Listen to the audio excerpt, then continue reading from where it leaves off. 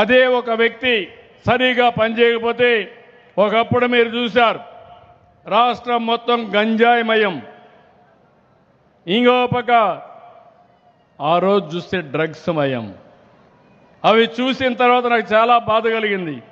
నేను ఆ రోజు చెప్పాను, నేను రౌడీల్ని ఒక్క నిమిషంలో కంట్రోల్ చేస్తాను, కానీ గంజాయికి అలవాటైన వాడిని, డ్రగ్స్కి అలవాటు పడిన వాడిని మార్చాలంటే చాలా సమయం పడుతుందని ఆ రోజు చెప్పాను. అదే నేను ఫేస్ చేస్తున్నా ఇప్పటికి కూడా.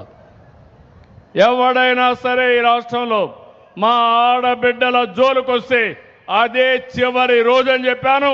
అది చేసి చూపిస్తున్నామని మరొకసారి మీ అందరికీ హామీ ఇస్తున్నా. భయం ఉండాలి, భక్తి అయినా ఉండాలి, చట్టం పైన గౌరవం ఉండాలి. ఏది లేకపోతే అది మంచిది కాదు. ఏదేమైనా ఈరోజు సూళూరుపేటలో చెప్తున్నా,